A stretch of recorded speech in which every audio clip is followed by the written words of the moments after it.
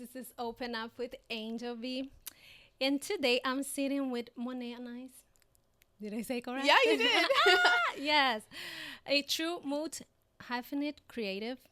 From music artist to actress, screenwriter, producer, and media entrepreneur, Monét's journey started at 3 years old and has evolved into a life rooted in storytelling, resilience, and purpose.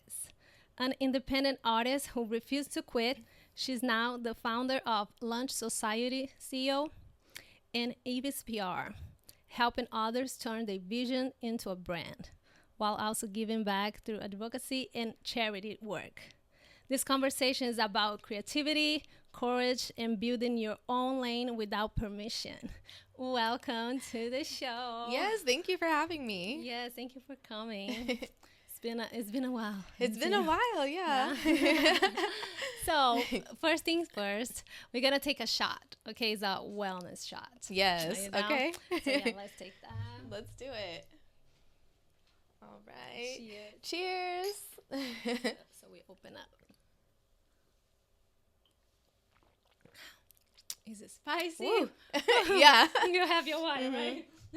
I do. Wait, gonna need that. Ooh, Yeah, I feel good now. Like, warm up. Yeah. So tell us, which song would you describe your life right now? Ooh, describe my life right now. Yeah, the moment that you are right now. I would say, okay, so over the summer I released a song called Down, but it's a remake of Brandy's song, I Want to Be Down, because she's just like, I want to be down with you. And I just feel like my life in general, like relationships, career and everything, it's just like, I'm just down. I'm down to do this, get it done. So, yeah. Yeah, you're ready. You're like, I'm ready. Yeah, exactly. Yeah. Mm-hmm. Amazing. Love it. Yeah. Yes, I know that song. I'm going to listen to your version. Yeah. So you start dancing at 3 years old, right? Yeah. When did you first realize creativity wasn't just a hobby? I remember I had the opportunity to go to the studio. I was 13 years old and I had been in choir. So my choir director, she was super active in the music industry with like Disney Channel and doing like all sorts of gigs. Like, I don't know, I didn't know like all that she was doing. But one day she was like, I need some kids to come and sing on like this kids album. And I was super down. I was like kind of her go-to, because it wasn't like a regular choir. It was this like small church choir. And it was kind of like pretty much anyone could do it and stuff. So I think that I'd like to think I was one of her favorites at the time. So anyway, she brought me there, and that was my first time in the studio, first time like recording music. And she just gave me that opportunity. And at the end of the day, I got a check and I was like, what? Wait, I can do something that I love and get paid for it. And I was just so excited. And I already knew that I was like really loving creative stuff. But I didn't know that you could really like get paid for it and make a career out of it. Yeah. So, yeah, That's that was amazing. kind of my first experience. Mm-hmm. At 13, that's great. Yeah. Making money. Yeah. I started younger too, like making money, but was with modeling. Oh, Yeah. okay. Yeah. That's awesome. That's amazing when we start. Yeah. When we make money, we're like, okay, what? Yeah, exactly. I do find it interesting though, because I mean, if I just wanted to, I guess, bring up a little bit what we were just talking about with like the struggle being an independent artist, because it's like, yeah, you're making some money, but it's not always like that. Yeah. So just kind of like getting out of that mindset and that kind of like fairy tale of like, oh, you can really like make a ton of money if you're doing it like a certain way. You'll like work really hard and put a lot of energy and time and money into it, but at the end of the day, we're still seeking that monetary reward a lot of the time. You know what I mean? Yeah. So you gotta be more consistent. It's just like a roller coaster, this life. Exactly. But then I think back on that experience and I'm kind of like, I feel like maybe I got spoiled a bit in the beginning, you know, because that wasn't even the only time. Like she brought me back multiple times and stuff. So I was like, you know, just, I don't know, just went along with it. And, yeah. So you were extremely shy as a child. How did you overcome that? and to do all the things you do today? Like, That's it's really like, I guess, believing in yourself, just like being confident and knowing like what you can do and accomplish. I've always been shy. I'm still that way. Like, I'll be in a group of people and just kind of like clam up, like, or I'm just like there, like observing as well. So I think that just being able to really like, yeah, have that belief in yourself. And also, what else was I going to say about that? I think just, yeah, just knowing who you are and being able to do that. Other than that, it's like the shy thing.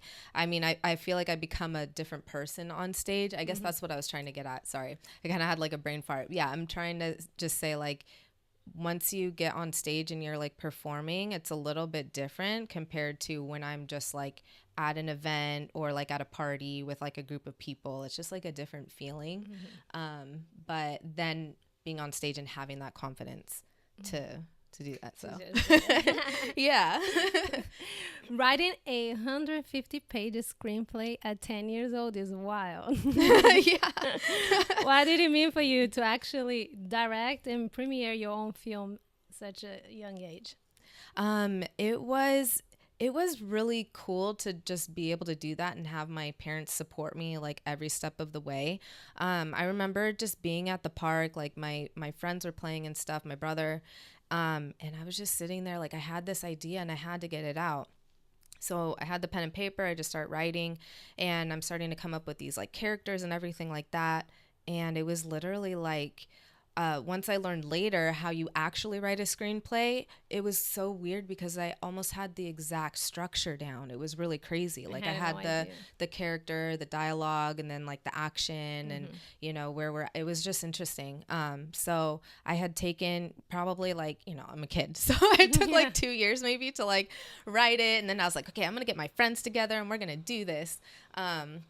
So my parents helped me, get the videographer and just help me set like locations. I utilized like, my family friend uncle and my aunt to like help get those locations together and everything. And then everything just like flowed and stuff. And then we had this big premiere.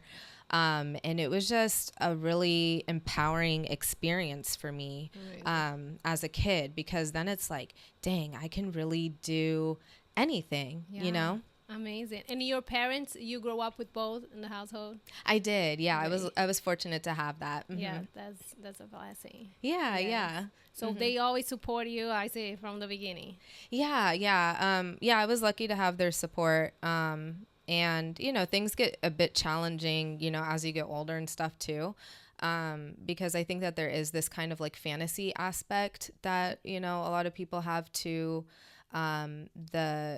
just being in the industry and trying to make it as an actor, music artist or whatever, just being that talent and knowing that you have something special.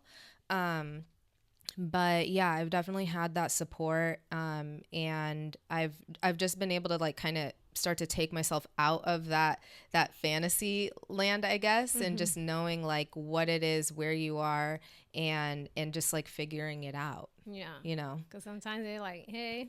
Yeah. Still doing that thing. Exactly. Yeah. So it's like they're there to support, but they're also like, Monet, like, Yeah. I know. Maybe other artists can relate. So. Yeah, we can definitely. Yeah. You worked professionally in studios as a teenager doing background vocals. What did that teach you about the music industry? I think it definitely taught me just like the discipline and structure that you need.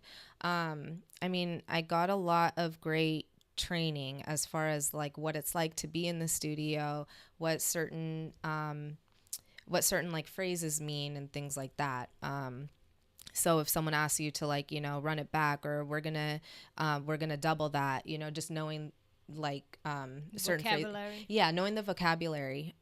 So that was good. So then as I got older, and started really like working in the industry, then it was like, I know what I'm doing. And then people want to invite me back to the studio to help out with certain things even more because of that, you know, so. Yeah, that work ethic. Yeah, the work ethic, yeah. College can either water your dreams or distract you from it. How did LMU impact your creative path? That is so, oh my gosh. Okay, I'm definitely torn about that. So I had a great experience. I loved going to LMU. It was like, I just had to go to college. I had to have that experience. But you know how I keep going back to this like fantasy type of thing, because I had it in my mind that things were going to be a certain way. Things were going to be a certain way when I was in high school. Things were going to be a certain way when I went to college. And they weren't that way at all. So I worked my butt off. I was still like doing auditions, and like I was involved in choir. I was part of like an a cappella group. I wasn't working on my solo career at all yet.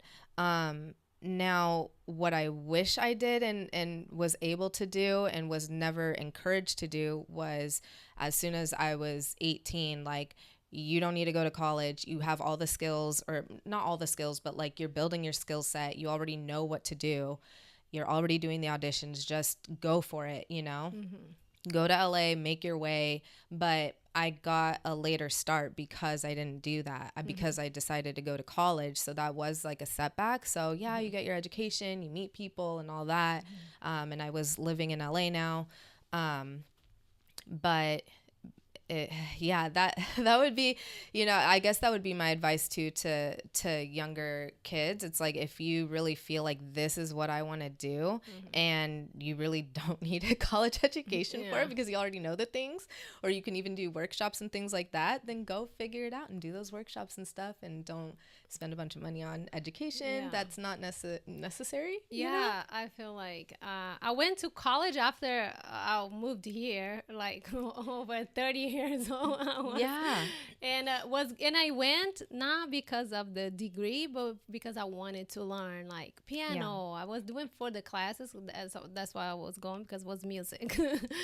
And then after I graduated in 2021 at 1500 Sound Academy, but it's focused like in music industry, so it's like engineering, music production, songwriting, like the stuff, the tools that I need for my career, but wasn't like 4 years of learning some nonsense. I'm not gonna no I get use it, right? Yeah, exactly. Yeah, no, and that's what I'm saying. It's like, so then you can go to those kind of like fast-paced schools where you're like learning everything that you need to know and you get it done. Whereas I was like, I was a double major actually. So I'm studying the screenwriting, which I was already doing since I was 10 years old, and now I'm doing music, which I was already singing since I was 9 years old, and my mom's a vocal coach. So it's like then I'm going to school for that stuff, and now I learned music theory, and I did do like piano classes and stuff. So there was a lot of great things that I got out of it and that I learned and I wanted to learn. And maybe during that time too, it wasn't as easy as it is now, right?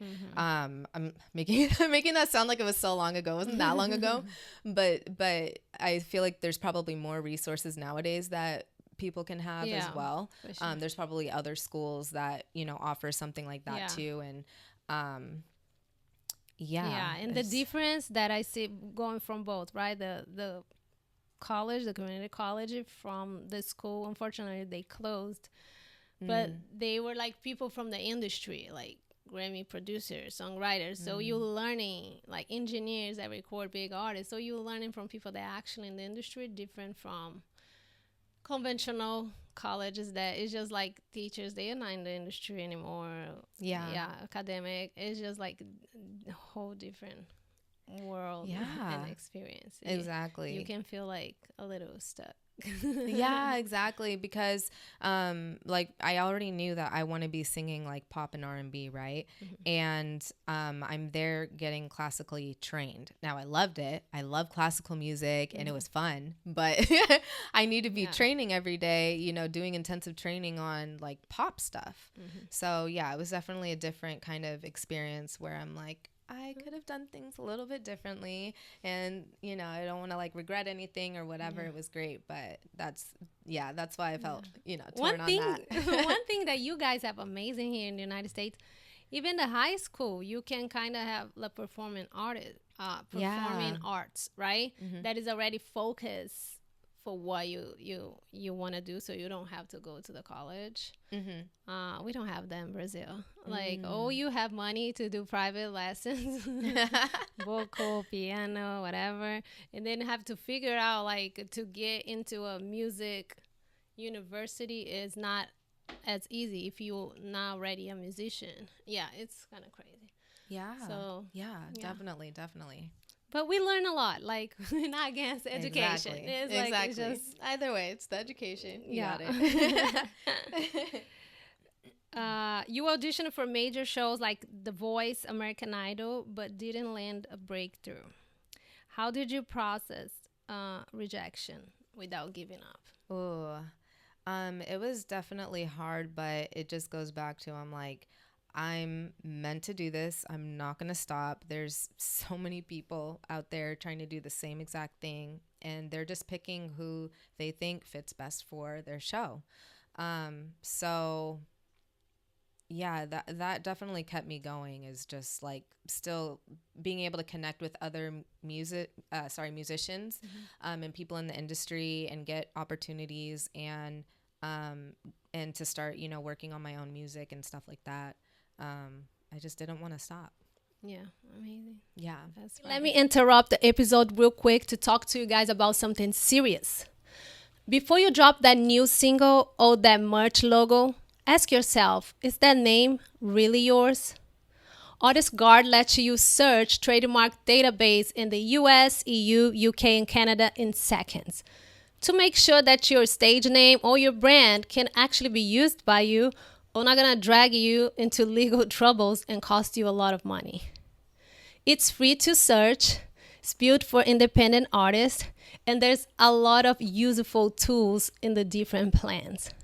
So go to artistguard.net and protect your brand today.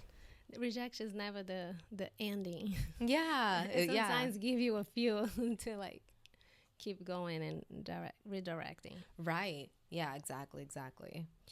At what point did you realize you needed multiple streams of income, not just music, to build stability? During COVID, I was finally figuring it out. I'm like, okay, it's like, it's a mix of being in the industry, but then also just realizing how expensive it is to try and just like live on your own. Like, I think in general for anybody in this country right now, it's just, it can be a challenge, right? But then on top of it, living in Southern California, you want to have like a decent spot in LA. It's not easy. Yeah. It's not easy. So just knowing that, you can make money doing one thing, but then utilize your talents and your skills for other things and start to bring other money and those streams in, is just, I don't know, it just became a way of life for me at that point. Yeah. Use all the gifts that God gave. Yeah, exactly. Like, yo, you're doing a lot. I gotta figure it out and use. Yeah, exactly. And I don't know, I do get a lot. People are like, oh, you're just so distracted, you should just do this one thing and this one thing. And I also have ADHD. I'm like, it's not gonna happen. You can say that, but it's just not. Right? I think when you create, sometimes I see those memes, you see the brain in a lot of tabs open. Yeah. Like the computer. I was like, that's my brain. That's such a great way to put it. Yeah, it's like so many things happening and ideas, and I'm like, yes. I came up with another idea. I came up, like, chill out. Yeah, exactly. It's just boop, boop, boop. Like, yeah. They're not going to close until they're satisfied and done. Yeah. So Lunch Society, CO, and Eve's PR. Yeah. Help others tell their story. How do you balance pushing your own project while putting your clients on as well? I have to work really, really hard on my time management because, again, I do have ADHD. So it's like, how do I explain? It's like I'm working on one thing. Something will trigger another thought. Oh, I need to stop and just do that real quick. It won't take more than like 5 minutes. And then another thought comes in. I'm like, okay, this and that. So I learned to just write down my tasks every single morning, like exactly what I'm going to do, or even the night before. That helps sometimes. And then have my calendar. I have like the physical, like little planner. I have the to-do list. Then I have like my calendar online. I just have like all the tools to try and help me like balance and be able to schedule everything, right? So that's like the time management aspect of it. Did you just diagnose myself? Yeah. Do I have my ADHD? What I was saying? You might. We might be like, yeah. Because you're like in the middle of stuff. Yes. And you, oh my God, I have to get that done. Like, Yeah. and then you get up and do. I'm like, why I didn't just finish that? Yeah. It's crazy. Exactly. Yeah. But I mean, I get pretty good feedback from clients and stuff. So it's like, I get it done. It's just, it might not be exactly when I said it was going to get done, because maybe I said, oh, I'm going to be doing that like right now at like 9 a.m. But then I don't actually get it done until like 5 o'clock or something like that, you know? And like deadlines I'm really good at too. So as long as I have like a deadline and everything, but ultimately, you know, those are my clients. Like I will put them first, and then I work on my own stuff like later at night. So like editing my own content and stuff like that.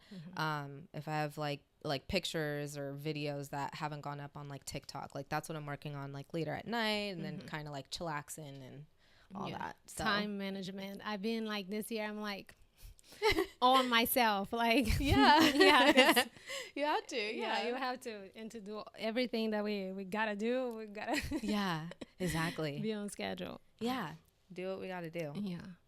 What do most creatives get wrong about branding and visibility? Oh, that's a great question.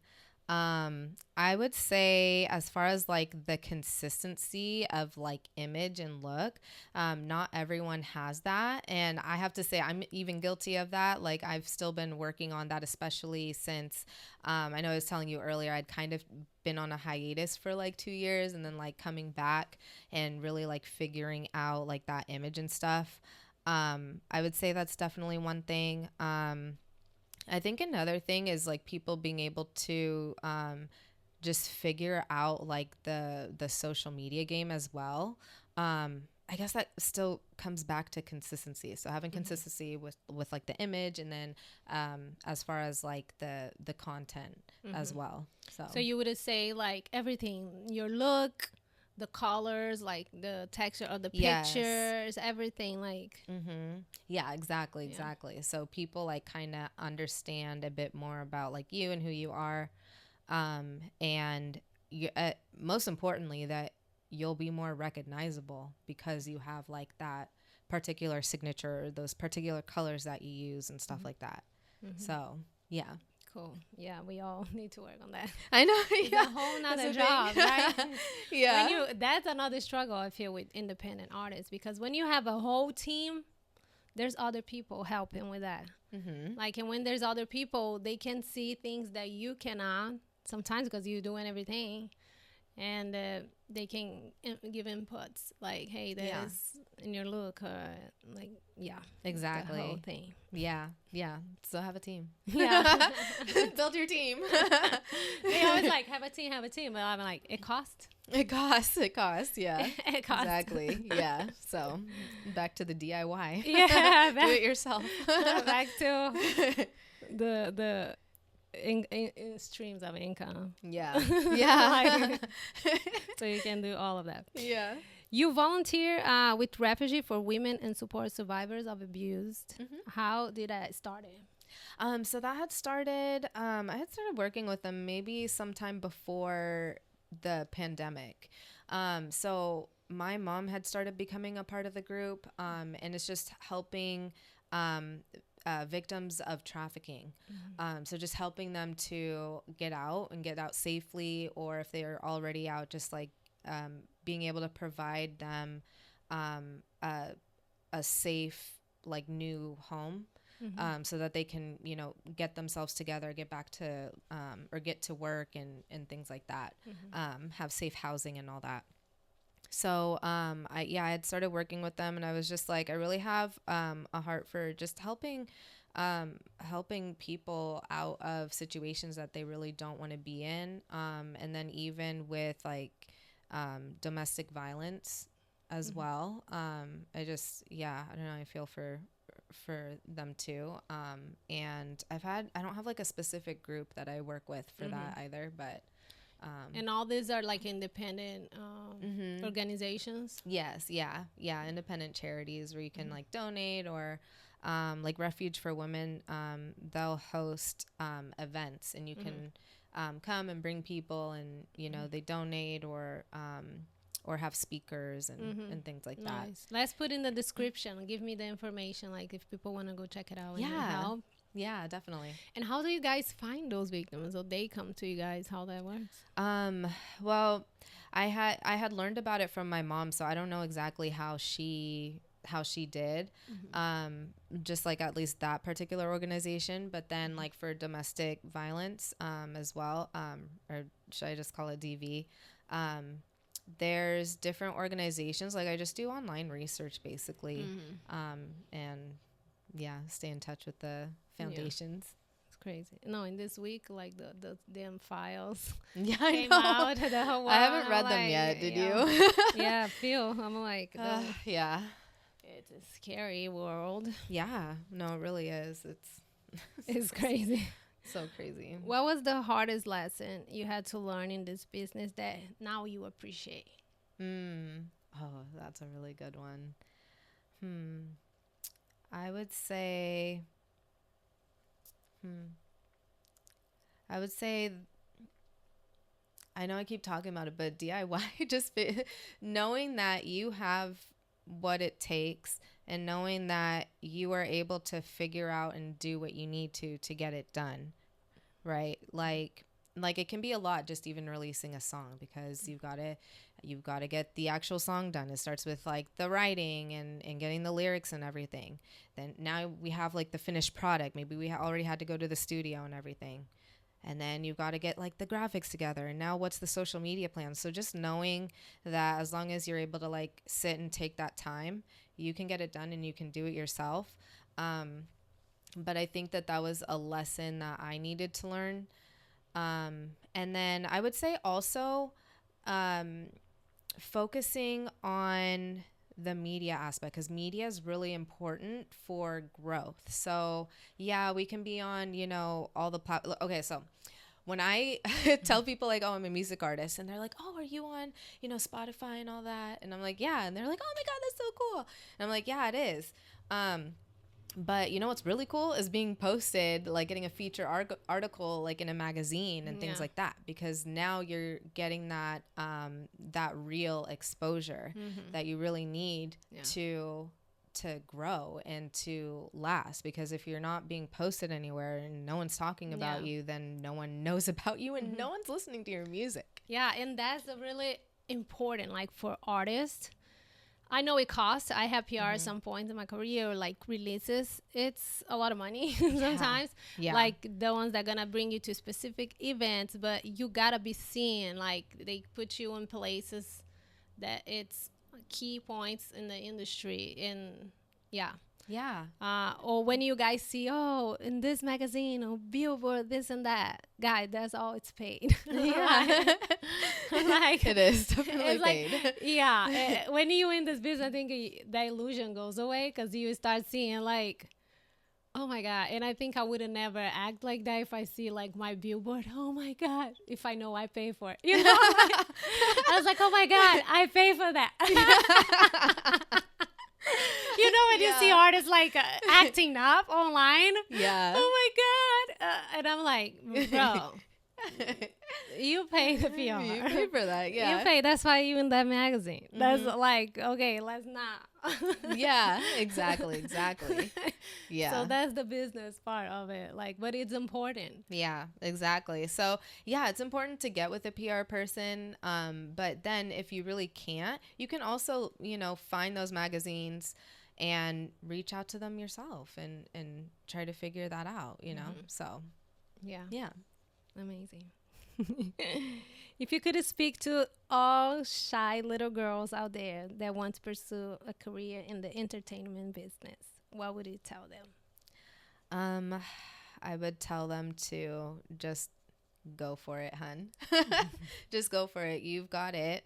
And whatever you believe, just hone in on your craft and do all that you can, put in all the hours, and just make it happen for yourself. Do it. Just do it. Yeah. Just do it. Yeah. Just do it. Let's get that sponsorship. Just do it. Yeah. Nike.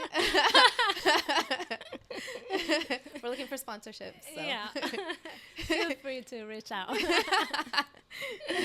How people can support you, your music, and how artists can contact you to, you know, for your service, your PR service. We're going to put all that too in the description. So yeah, for sure. I mean, you guys can hit me up. My Instagram is I am MonetAnais. I am Monét Anaïs. I also have my page, Eve's PR. It's literally just EAVES PR agency. And yeah. Yeah. You guys can hit me up. Yes. She's great. We work, that's how we met. Yes, through someone, that connect us, and she had articles about me like in different platforms. Yeah. Did some press for her, and Thank you. I'm happy that you came. Yeah, thank you for having me and again. Share and your this is story. Great. Yes. Yeah, you had great questions and stuff. So thank you. Thank you guys for watching. I see you next one. Bye.